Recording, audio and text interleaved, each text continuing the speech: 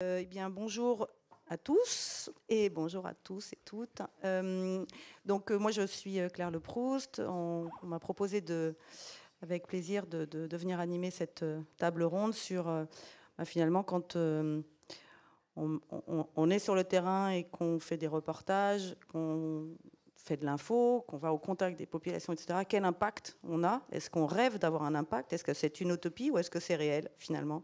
Et donc, voilà, moi, je suis productrice. J'ai créé un média il y a quelques années qui s'appelle Les Haut-Parleurs pour donner la parole à des jeunes reporters francophones, en l'occurrence dans différents pays, beaucoup en Afrique subsaharienne et au Maghreb, avec cette idée qui était de donner plutôt une parole sur le terrain, de donner la possibilité à des jeunes d'apprendre à raconter des histoires qui les touchent vraiment, avec un peu leur tripes. Et c'est un peu ce qu'on va faire ici. C'est-à-dire que chacun va raconter son histoire avec sa passion, sa réalité, sa vérité aussi. Et puis des exemples concrets pour que ça illustre pour vous finalement ce que chacun donne et fait et l'impact que ça a. Voilà, donc le début de l'histoire, c'est de se présenter, peut-être Jala en premier, puis Rolande et Yacine.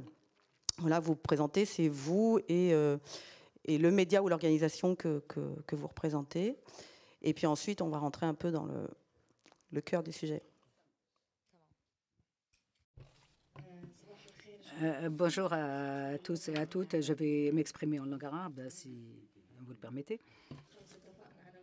Je me suis mise d'accord avec Yacine, étant donné que ma langue maternelle est la langue arabe. On a décidé de parler dans sa propre langue. Je m'appelle Jala Abou Arab.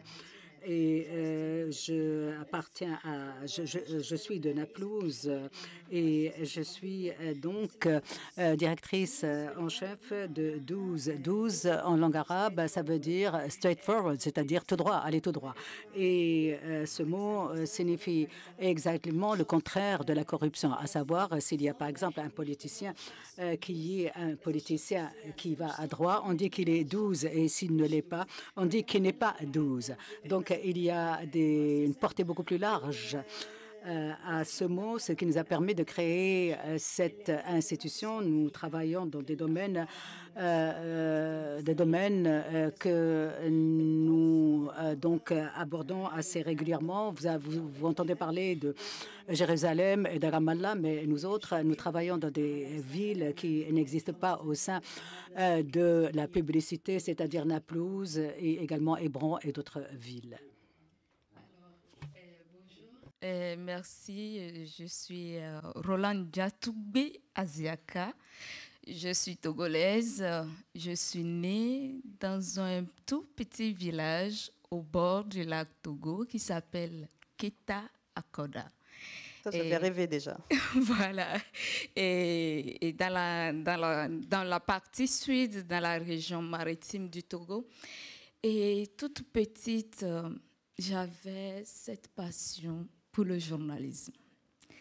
Mais je suis née d'un background qui ne me permet pas d'avoir le soutien financier nécessaire pour faire l'école du journalisme. Donc déjà, quand j'étais sur les bancs, dans les écoles, je m'intéressais à des questions à la radio. Donc, il y avait une émission particulière sur l'écologie, sur la radio RTDS, qui est à Neho, et je suivais. Comme je suis passionnée, je suivais et j'intervenais en tant que participante et auditrice. Et j'ai commencé, déjà j'étais en classe de seconde, hein, et j'ai commencé, quand j'appelle, après, l'animateur me dit, mais c'est quelle voix de cette petite fille qui appelle comme ça? Donc, je suis curieuse, je veux comprendre parce que c'était la première fois d'avoir une émission interactive sur la question environnementale, écologique sur un média. Et je suis très touchée. Et un jour, ils ont lancé un concours de poésie pour célébrer l'eau. Journée mondiale de l'eau. Et j'ai participé en tant qu'élève. Et par surprise, j'ai été retenue deuxième place. Et puis deuxième place, et puis moi invitée, c'était pour la première fois, j'ai été invitée officiellement sur un média pour partager le prix et ils m'ont questionné. Et c'était comme ça mon aventure dans le journalisme était née. Et j'allais, et j'avoue que j'avais eu un début très difficile, comme partout dans les pays de notre société. C'est pas aisé pour une jeune femme née du milieu, je n'aime pas le mot pauvre, du milieu background modeste et de réaliser son rêve.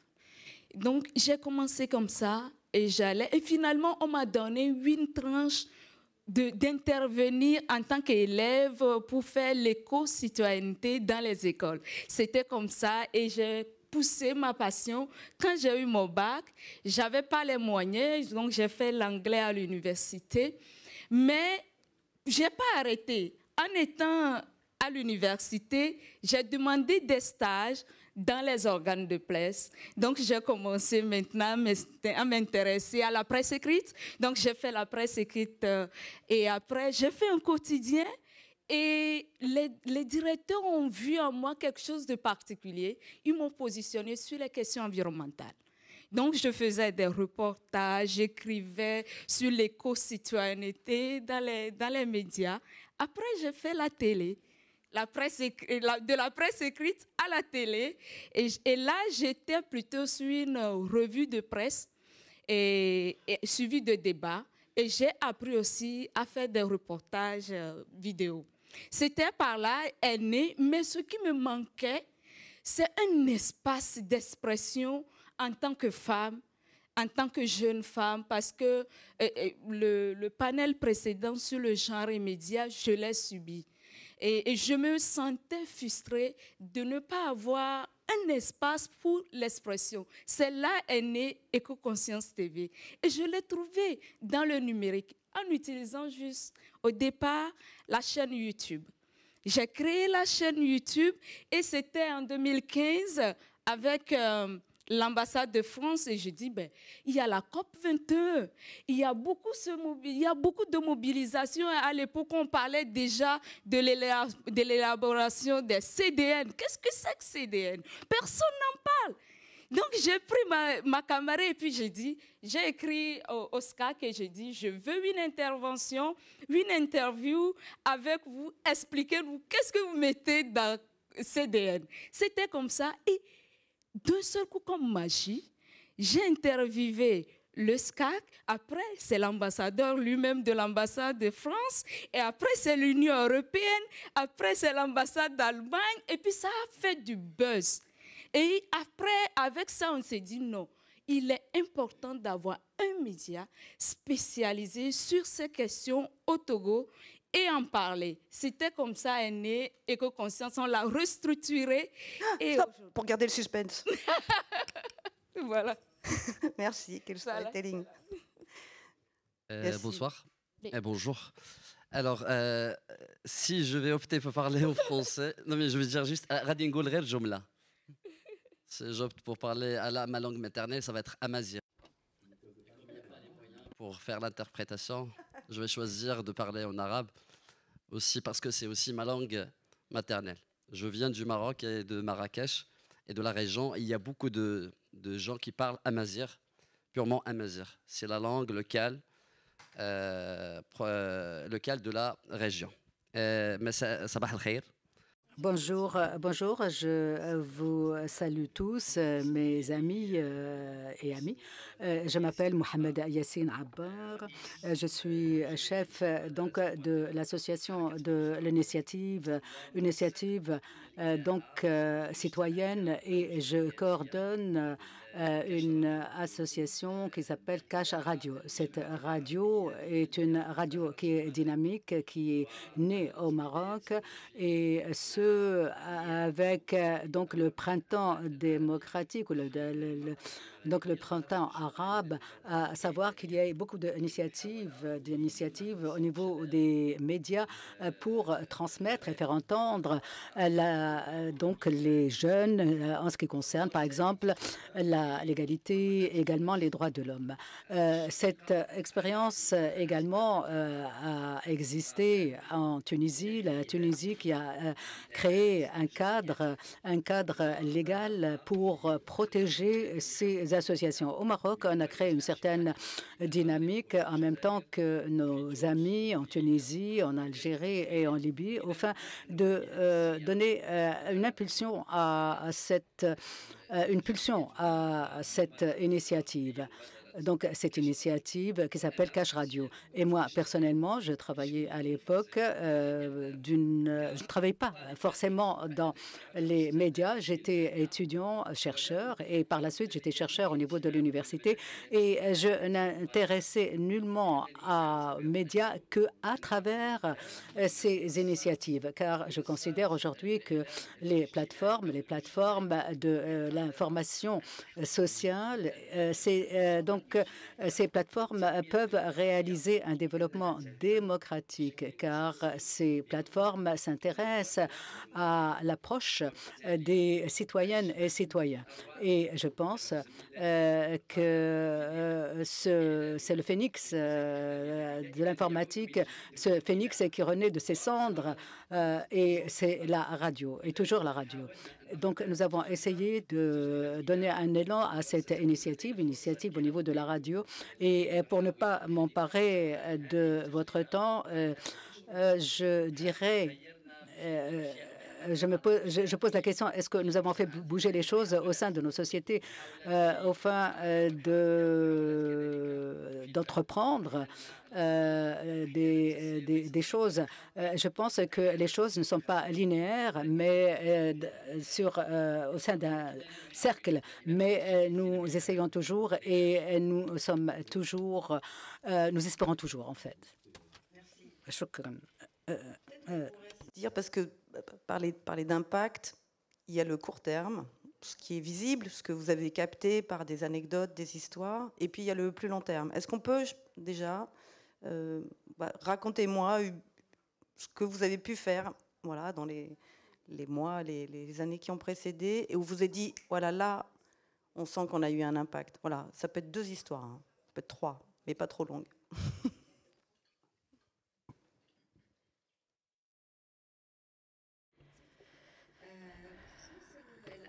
Donc, concernant l'impact, nous laissons toujours le public en juger de lui-même. Mais il est vrai que nous avons aussi des mécanismes internes qui vont évaluer cet impact. Donc, la presse travaille également avec d'autres secteurs où il y a des interférences avec le secteur économique, secteur politique. Et donc, nous devons sans cesse, en fait, élaborer des rapports pour évaluer notre impact à nous. En Palestine, peut-être notre composition sociétale ou sociale est un peu compliquée.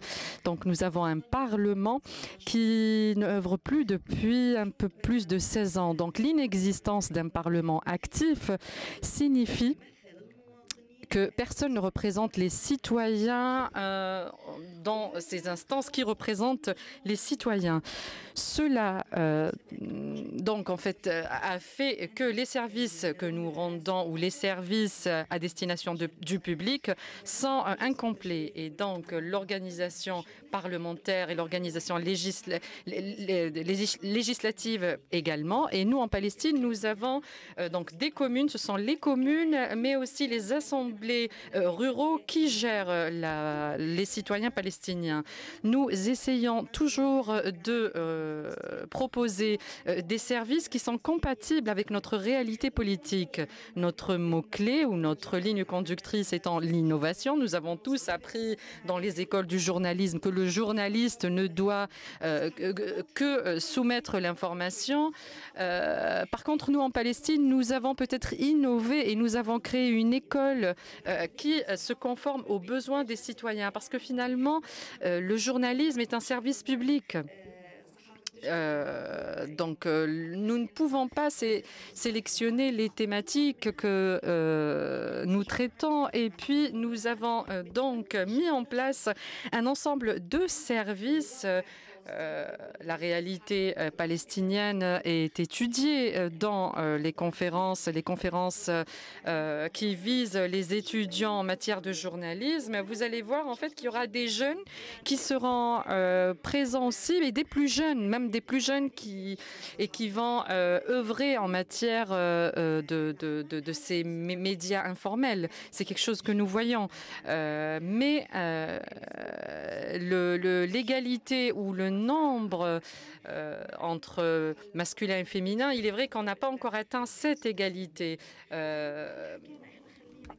Aussi, nous, en tant qu'institution médiatique, nous formons les jeunes pour qu'ils apprennent sur le terrain. En fait, ils apprennent à exercer, ils apprennent le métier, mais ils apprennent aussi à exercer. Et dès lors qu'ils obtiennent leur diplôme, ils seront recrutés par les moyens donc, de télécommunication. Actuellement, nous avons un peu plus de 750 diplômés de notre institution. Et donc, nous assurons des générations qui se cumulent et qui se rejoignent. Et moi, j'en fais partie de cette génération. Cela fait partie de mon expérience. Moi, j'avais commencé donc en tant que... Alors, j'ai commencé en tant qu'élève ou en tant qu'étudiante, et après avoir terminé, j'ai travaillé donc en tant que reporter au sein de cette institution. Ils m'ont formée, donc ils me connaissaient très bien. Et par la suite, j'ai travaillé en tant que rédactrice. 10 ans plus tard, maintenant, je suis à la tête de la rédaction de l'institution dans laquelle j'ai été formée. Et donc, je suis un produit de cette institution. Et voilà comment ça s'est passé pour moi. Donc, j'ai parcouru un peu cette hiérarchie. Et tout cela s'applique aussi à mes collègues. Mes collègues, par exemple, le directeur des vidéos et de la production, il travaille avec nous depuis plus de 10 ans. La plupart, donc, sont diplômés également et ont travaillé aussi dans des institutions arabes, voisines également.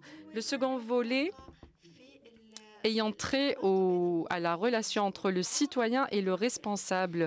Elle n'est pas stable parce que le responsable, en fait, n'est pas questionné. On ne demande pas de compte au responsable étant donné que notre Parlement ne fonctionne pas. Donc, personne ne jugera les responsables. Nous n'avons pas de Parlement. Et là, donc, nous avons organisé donc des audiences publiques. Ces audiences publiques, c'était vraiment innovant. Maintenant, en fait, c'est quelque chose de très connu.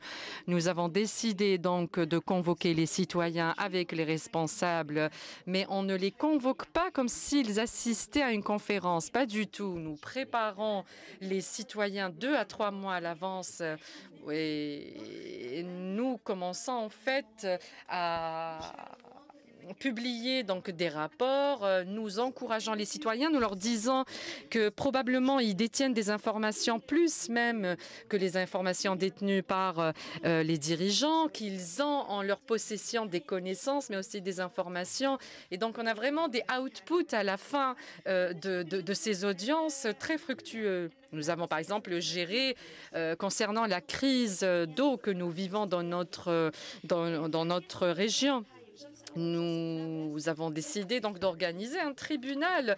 Alors, le maire de la commune n'était pas d'accord. Il a quitté l'audience. Il n'était pas d'accord, en fait, d'être jugé par un jury populaire. Et donc, nous avons par la suite aussi convaincu donc les citoyens de revenir, mais aussi les responsables qui travaillent sur ce sujet. Nous leur avons proposé, nous avons proposé donc aussi aux citoyens, nous avons proposé aux citoyens d'écrire, de rédiger leurs questions, et puis nous soumettions les questions aux responsables pour pas qu'il y ait de heurts entre les citoyens et les responsables.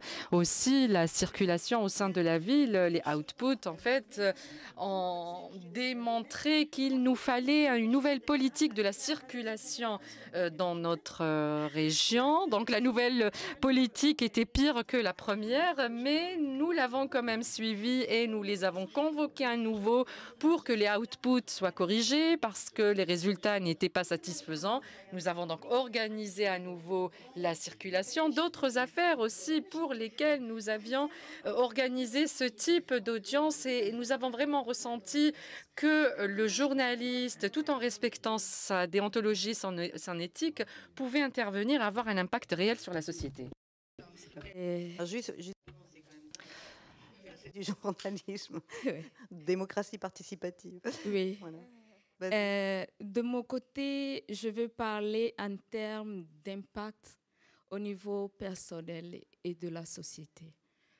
Comme j'expliquais avant, mon départ, c'était une aventure qui s'est structurée parce que j'ai eu la chance et l'occasion de remercier l'ambassade de France qui m'a beaucoup accompagnée.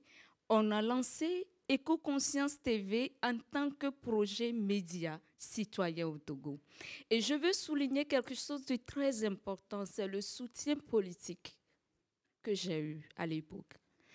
Et l'aventure a commencé en 2015. On a fait le lancement officiel avec le soutien de l'Union européenne et le service CAC, avec le soutien du ministère de la Communication. Et c'est le ministre lui-même qui était déplacé le jour-là pour lancer le média Éco-Conscience TV à la délégation de l'Union européenne. Et ce soutien, tout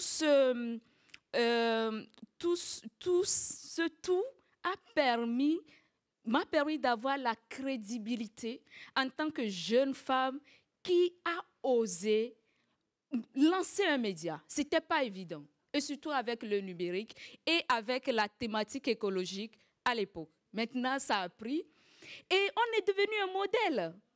À l'époque, je rappelle, on m'a interviewé sur une radio, on m'a dit « Mais Roland, est-ce que tu penses qu'avec Internet, WinWeb TV peut fonctionner ?» Et mais je croyais à mon projet. Je dis, je m'inscris dans l'avenir et je suis sûre que dans les années à venir, le désert numérique sera plus cassé et on sera sur la table. Et aujourd'hui, tout ce qu'on s'est dit, l'avenir m'a donné raison. Aujourd'hui au Togo, je suis très heureuse de voir des jeunes femmes monter des médias juste à travers le numérique. Et ça, c'est le côté personnel. Vous savez, grâce à ça aussi, j'ai pu réaliser mon rêve à la fin. J'ai fait ma licence en journalisme. Et ça, grâce à une bourse de Profamed, qui est un programme de recyclage, de formation pour monter en compétence les journalistes au Togo. Un programme de l'ambassade piloté par le ministère de l'Environnement. Et Roland, pardon, juste parce qu'on n'a pas trop de temps, il faut du temps pour les questions. Pardon? Qu'est-ce qui s'est passé? En fait, on va devoir lancer les questions et réponses avec le public. Ah oui, alors pardon, juste, il faut quand même donner juste une toute petite histoire d'impact. D'impact, aujourd'hui, on a un nouveau projet. Ah, et bien alors Yacine, et puis on va... Ah, ok, c'est bon, on y va. Ah, c'était court, hein, quand même. Non, vas-y. Yacine, il a le droit. Alors, encore une fois, c'est une introduction et c'est une façon d'échanger. Oui, alors on a 1 minute. Non, mais... Parce que j'ai fait même le déplacement pour parler de ça, quand même. Je vais prendre 1 minute maximum. Alors, le projet que nous avions, par lequel nous avions voulu donc démontrer qu'il y avait un impact, était un projet donc d'une radio ambulante, une voiture. Donc, au lieu que les gens vont au studio, c'était le studio qui allait vers les citoyens dans le milieu rural et qui donnait la possibilité aux femmes de prendre la parole et d'aborder leurs difficultés sociétales. Nous leur donnions donc cette opportunité. Vous savez très bien que dans les régions rurales, les femmes ne prennent pas la parole. Donc, nous donnions cette possibilité aux femmes, malheureusement dans un petit périmètre. peut-être. Donc, s'agissant maintenant d'un impact plus large, nous avions préféré nous concentrer sur les petits patelins. Donc, nous parlions ou nous valorisions, par exemple, les produits locaux, les produits du patelin. Aussi, nous leur donnions donc possibilité de se présenter sur le plan politique, par exemple, ou des questions politiques, d'ordre politique, et notamment l'accès aux services publics. Donc, à travers de cette voiture ambulante qui essayait de parcourir le royaume, nous faisions de mieux pour nous rendre dans les endroits les plus démunis et les plus éloignés. Donc, ma collègue était avec nous. Nous avions enregistré un programme qui avait trait donc à la région de Essaouira et notamment la région de Marrakech. J'ai eu cet honneur en effet de vous y accompagner. Je ne prolongerai pas trop ce que j'aurais à dire. Je dois respecter le temps imparti. Je vous invite à vous rendre sur keshradio.ma et vous verrez qu'il y a beaucoup de données et nous pourrions donc maintenant lancer les questions. Ça a été une expérience humanitaire exceptionnelle, donc bravo et merci.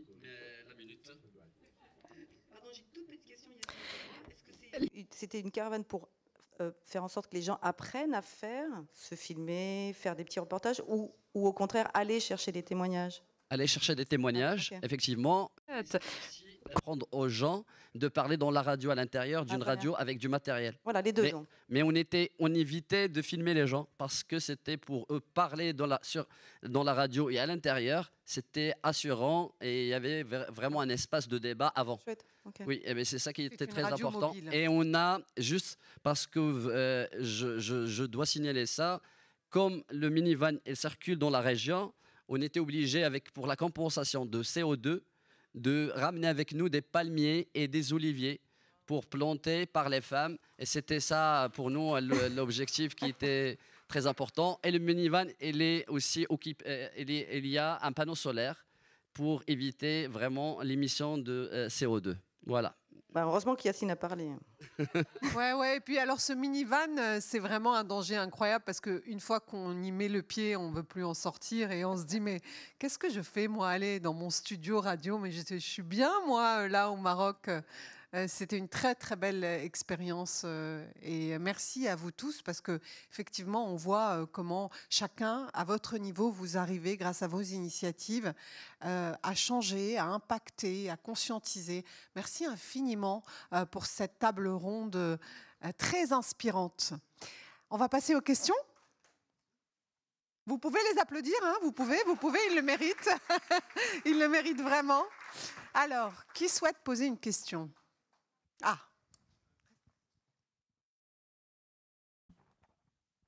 Bravo, Roland, encore une fois. Et Yacine, l'initiative est super intéressante et j'espère qu'on pourra s'en inspirer de l'autre côté. Je suis Houlay Khan, je viens de la Mauritanie. Et j'aurais bien aimé que Claire, que tu partages cette histoire qu'on a avec les haut-parleurs. Vous savez, c'est une initiative qui a fait en sorte que nous, on a changé les choses chez nous. Ça a fait en sorte que les gens s'intéressent à certaines questions, le genre, par exemple, les questions de droits des femmes, l'égalité hommes-femmes. Donc, c'était des questions qui étaient en gouffre. On n'en parlait pas, les médias n'en parlaient pas. Il a fallu qu'une initiative soit créée dans un autre pays, dans un autre continent, et que ça appelle des jeunes Africains à venir réagir, parler avec leurs mots, parler en proximité avec les jeunes. Que cette initiative, aujourd'hui, participe à créer un espace ou bien une plateforme où on partage des vidéos intéressantes, innovantes, et puis à nous donner la parole et à nous donner des opportunités. Je parle des haut-parleurs.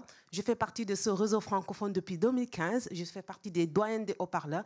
Et c'est une initiative aujourd'hui qui nous a permis, moi en tant que Mauritanien, mais aussi d'autres jeunes du Sénégal, du Niger, du Guinée et tout ça, de faire des choses qui font bouger chez eux, qui font promouvoir les droits des femmes, promouvoir l'entrepreneuriat, parler de la citoyenneté, parler de l'engagement civique et tout. Donc, c'est très intéressant. Bravo et bravo aussi à Jala. C'est des initiatives pertinentes. En tout cas, moi, ça m'inspire. Et voilà quoi. C'est l'objectif. Merci. Bravo. merci à vous et merci pour votre partage. Je voulais juste vous dire que en fait, ça peut être frustrant. Donc, il faut continuer, il faut connecter, il faut vous parler. Hein, ça ne s'arrête pas là, n'est-ce pas, Julien? Exactement. Je crois que Noélie Coudurier a une question. Je viens avec mon micro, et Gaston ensuite. Bonjour à tous et merci beaucoup pour ces initiatives qui sont vraiment très riches et très inspirantes. Moi, j'avais une question. En France, en fait, on voit que de plus en plus les médias se heurtent à certaines accusations parce qu'ils auraient des accointances parfois avec le militantisme. Et on voit là très bien que justement, effectivement, vous sortez de votre simple rôle d'informateur. Et à titre personnel, je trouve ça admirable. Mais en tout cas, voilà, on voit que dans certains pays, ce n'est pas toujours très bien perçu et accepté. Du coup, je voulais savoir, voilà, dans vos 3 contextes nationaux, comment ça avait été reçu. Voilà, merci. Donc la question, c'est est-ce que le journaliste doit être indépendant, factuel, etc.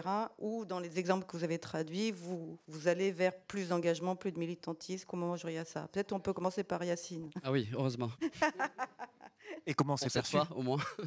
Et comment c'est perçu, si j'ai bien compris le... Et comment c'est perçu? Ouais. Déjà, je dois signaler que le projet qu'on a fait, c'est au partenariat avec CFI.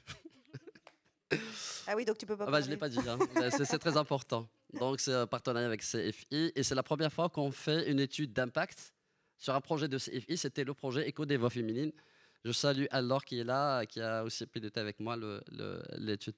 Donc, alors, nous, c'est un genre médiatique qui est différent. C'est un genre c'est les radios associatives communautaires. Donc, on est déjà engagé. On a déjà un engagement vers la société parce qu'on a des valeurs. On y va vers la société pour changer des choses. On croit à la démocratie, à l'égalité, aux droits de l'homme. Donc, même notre ligne éditoriale, elle est définie par ça. Et je crois que on est engagé vers la société. Donc notre production, on n'est pas neutre. Il faut le dire, on n'est pas neutre. On a un message et des objectifs à atteindre. Voilà, c'est clair et net. Pour moi, je parle des radios communautaires, citoyennes. Problème déjà? Alors, déjà pour accéder à des espaces publics, c'était pas évident. Déjà parce qu'il y a des procédures, parce qu'on est une association en fin de compte. Mais la plupart du temps, il n'y a pas de problème quand on traite des sujets qui ne fâchent pas. C'est toujours le cas. Mais pour nous, déjà, il y a des valeurs qu'on essaie de défendre de base. Mais je vais vous dire que pour le public cible qu'on a, c'est les filles et les femmes au milieu rural. Déjà, on commence par des sujets qui ne fâchent pas, parce que ça nous oblige.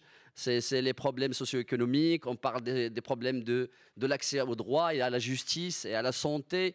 Donc voilà, donc on est à notre niveau. Dans d'autres niveaux, on part aussi là où il y a les problèmes, ce n'est pas avec les autorités des fois, c'est avec la domination masculine dans le territoire. Ça, c'est des fois, ça nous pose des problèmes. Parce que rassembler des femmes, que des femmes, faire des ateliers, produire, enregistrer des émissions, des fois, ça pose des problèmes pour les femmes elles-mêmes. Parce qu'on a eu un exemple, parlons des exemples concrets, il y a des femmes qui ont eu comme une sorte, pas d'insulte, mais qui étaient marginalisées par leurs copines parce qu'ils ont essayé de parler dans la radio. Parce que pour nous, c'est la chouma des fois de parler, etc. Mais ça a permis d'autres femmes d'aller et de se présenter aux élections et d'avoir un poste qui est de décision ou un poste qui est très important. Donc voilà, donc les choses, ils sont vraiment mélangées. Mais comme je l'ai dit tout le temps, on est mobilisé avec une société qui est dynamique, qui va et vient. Donc ce n'est pas toujours évident. Alors, très très court du coup. Alors, de mon côté, je suis à une autre phase de mon média, c'est une aventure Civic Tech. Et je suis heureuse d'être parmi les bénéficiaires de Connexion Citoyenne 2. de CFI. Et coucou, merci beaucoup. Et qui m'a permis d'avoir aujourd'hui une plateforme de participation citoyenne en appui à la décentralisation au Togo avec une application mobile. Donc, on l'avait lancée en février, le 9 février dernier de cette année. Et actuellement, l'engagement au niveau citoyen et les autorités locales, c'est une nouvelle aventure pour moi. Déjà, quand on a lancé l'application, il y a les citoyens qui adhèrent et comment je peux le dire, l'accueil de cette initiative au Togo est salutaire. Aujourd'hui, Éco-Conscience est le premier média Civic Tech officiellement au Togo, et dans les années à venir, notre perspective, c'est de devenir un trait d'union entre les communautés à la base, les élus locaux et les partenaires financiers et techniques. Oui ou non, tu réponds. Est-ce que tu as l'impression d'être un média militant ou pas? Juste oui ou non? Oui. OK. Voilà, dernière réponse, comme ça on aura fait le tour de la question. Peut-être une dernière question. Je sais qu'il y a beaucoup de... On peut prolonger, mais on va prendre les deux d'un coup, Gaston, et puis ensuite je vous passe le micro. Je suis Gaston Sordro, je viens du Burkina, je suis journaliste. Alors, félicitations aux trois intervenants. Je n'ai pas trop perçu concernant mes deux amis du Togo et du Maroc. Le Maroc, c'est tellement clair. Je n'ai pas trop perçu du journalisme, j'ai plutôt perçu en fait de l'activisme. Alors, ce qui me permet de poser cette question, et quelle relation vous entretenez avec les journalistes? Oui, parce qu'en vous écoutant, moi j'ai plus perçu de l'activisme que du journalisme en fait. Merci. Alors peut-être réponse courte, ce sera plus simple que de... Et après je vous passe le micro, promis. Qui veut répondre?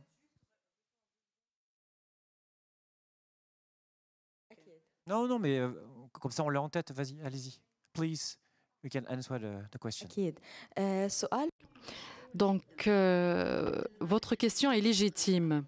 Nous critiquons les parasites des médias, des agences caritatives ou des associations civiles peuvent donc parfois interférer dans leurs travaux. Donc nous, par exemple, comment nous allons savoir quelle est la ligne ou la ligne à ne pas dépasser? Quand est-ce que nous allons nous engager médiatiquement seulement ou dans un autre combat? Pour nous, nous avons deux principes. Nous avons une ligne éditoriale rédigée et publiée et dans laquelle nous définissons comment nous nous concevons en tant que journalistes. La deuxième chose, c'est l'éthique. Nous avons une charte d'éthique et de déontologie qui est très détaillée. Donc, cette charte et ce que nous pouvons faire, ce qui n'est pas autorisé ou ce que nous ne pouvons pas faire. Par exemple, à l'instar de mon ami, si nous devions rendre visite, moi, en tant que journaliste, je ne peux pas me rendre à un village pour aborder le sujet avec des enfants. Moi, par exemple, dans la charte, je ne peux pas interviewer un enfant de moins de 18 ans sans l'accord de ses parents. Nous avons donc des lignes rouges à ne pas dépasser. Par exemple, certaines images, photos à ne pas publier. Par exemple, nous, en Palestine, nous sommes une terre de conflit et nous avons l'interdiction de publier des photos de sang. Donc, cette ligne éditoriale va vraiment définir, ce sera votre Bible, notre Coran. Et donc, pour nous, ce sera vraiment la ligne directrice et qui nous orientera. Donc, c'est la ligne éditoriale tel qu'il a été dit. Donc, le contexte local peut diverger d'un journaliste à un autre. Donc, par exemple, le médecin, la médecine ou l'exercice de la médecine peut ne pas être le même en Égypte, à titre d'exemple, et en France. Donc, peut-être dans certains hôpitaux, le médecin va, lui, s'occuper d'accueillir les patients. C'est comme ça aussi pour nous. Par moment, le journaliste, étant donné qu'il existe un vide ou un écart, important en matière politique. Donc, le journaliste doit s'adapter avec les besoins de la société, parce que le journalisme n'est pas seulement écrire des rapports, mais nous avons une charte donc à suivre à laquelle nous ne pouvons pas déroger. Et si un jour, par exemple, je ne respectais pas un des articles de cette charte, eh bien, je serai écartée. Oui, alors, non, parce que ce qui est important aujourd'hui, c'est que nous, on est dans une étape pour instituer le journalisme et associatif au Maroc. Je vais parler au Maroc. Et dans ce moment-là, il y a beaucoup de bénévoles et de volontaires qui viennent aussi du milieu associatif. Ils sont là aujourd'hui et qui exercent la production de contenu. Ils sont dans les réseaux sociaux. Alors, il y a le journalisme professionnel. Et nous, on essaie aussi de créer notre genre médiatique vers un journalisme citoyen, aussi des radiophoniques. Et c'est un processus. On vient de commencer, c'est pas facile. Et c'est pour cela qu'on n'a pas besoin aujourd'hui de poser la question sur le lien ou les ruptures. Je crois qu'on a besoin de parler de complémentarité. Et même le genre médiatique qui concerne les médias associatifs et les médias communautaires, il n'est pas encore conçu. Il n'est pas encore conçu. Il faut qu'on le construise ensemble, mais avec des journalistes professionnels, avec des activistes, avec des experts, avec des acteurs, avec tout le monde pour aujourd'hui qu'on a ce produit-là. Alors, et on est activiste. Je vais juste ajouter qu'aujourd'hui, c'est vrai, des initiatives peuvent naître dans l'activisme, mais chez nous, nous sommes un média constitué, une société média qui reçoit des stagiaires qui viennent des universités de l'école du journalisme. Nous avons une charte éditoriale. Avec notre nouveau projet de la plateforme de participation citoyenne, il y a une charte éditoriale. On suit les règles fondamentales de journalisme. Mais aujourd'hui, comme on l'a vu, le journaliste doit être capable d'être au cœur de tous les nouvelles dynamiques aujourd'hui. C'est plus journaliste classique, tu vas, tu fais un reportage, tu reviens, tu diffuses et puis ça s'arrête là. Moi, je crois à un journalisme de développement et nous devons nous y engager. Merci Rolande. Alors il y a la salle 1 qui est en train de nous rejoindre pour entendre Tom Lowe nous parler rapidement des activités du GFMD qui regroupe l'ensemble des agences de développement média. On commence dans 2-3 minutes le temps que les autres nous rejoignent. Donc on va prendre une dernière question. Il faut synchroniser les salles, désolé. Voilà. Merci à vous. Je me présente. Je suis Brice Monou, vice-présidente de la plus grande plateforme des diasporas en France. On a organisé avec CFI, début mars, 2 journées médias et migration. Et la première question, c'est qu'on a évoqué, est-ce que vous continuez dans vos médias à parler du train en retard, pas du train à l'heure?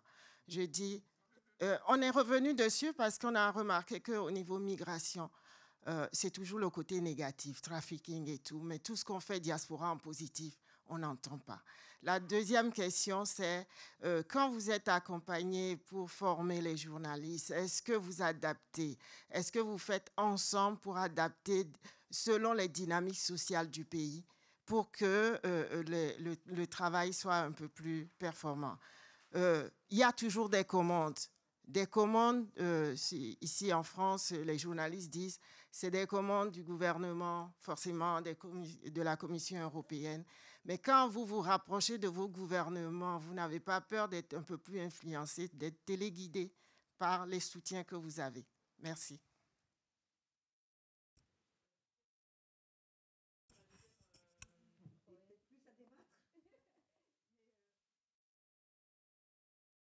Micro.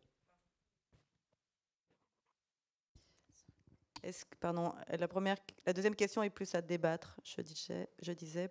La première question sur, est-ce que vous avez l'impression aussi de donner à écouter, à voir la parole des diasporas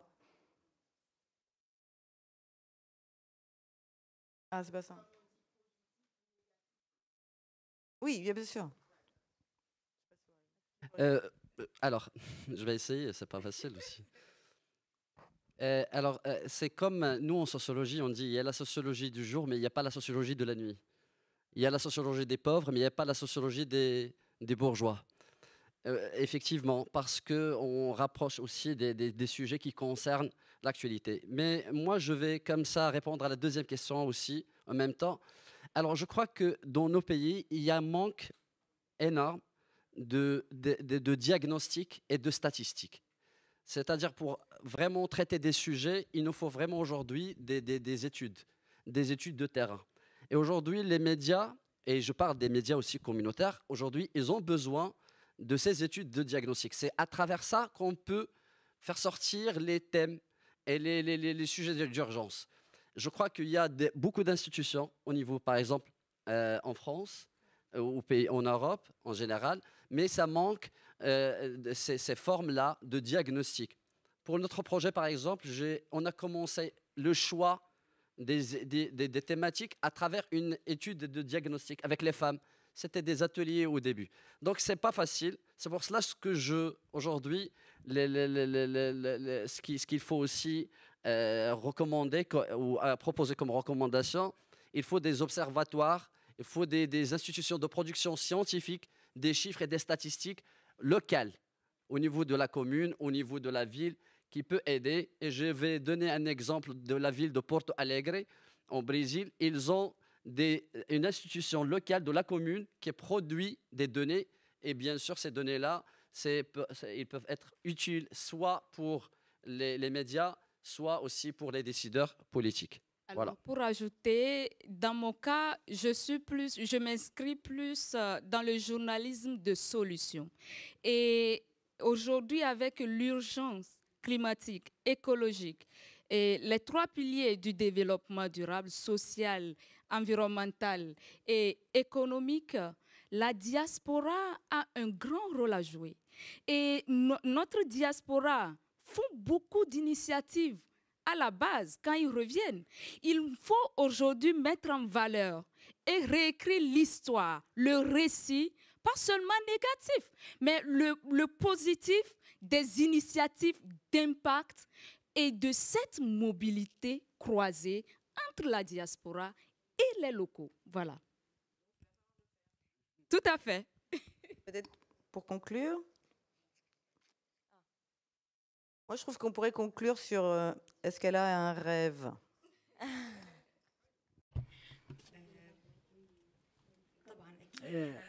Sûrement, nous vivons pour le rêve. Le rêve nous concerne tous et le droit de tous. Mais actuellement, nous parlons dans un domaine de journalisme. Nous parlons également des problèmes dont souffrent certaines institutions de journalistes. Mais je pense que le journalisme souffre lui-même. Le journalisme perd la confiance des gens. Et toute personne peut aller sur TikTok, peut donc apprendre des choses alors que nous-mêmes, nous consacrons des heures et des heures à rédiger, par exemple, un rapport. C'est-à-dire que la confiance est en recul. Et pour des alternatives qui ne sont pas meilleures, ce sont des alternatives qui sont beaucoup plus faciles. Et les générations présentes cherchent la facilité. Je crois que si j'ai un rêve, c'est que les gens récupèrent et recouvrent cette confiance, la confiance dans les journalistes. Il s'agit là d'une valeur supplémentaire. Et donc, j'espère vivement que nous pourrions donc nous rencontrer dans un avenir proche et que nous pourrions constater que la confiance est beaucoup plus présente quant aux journalistes. Je remercie Gela, je vous remercie. Roland, Choukran, Yacine, merci infiniment pour vos apports, votre partage et cette note d'air frais et ces solutions, cet impact positif.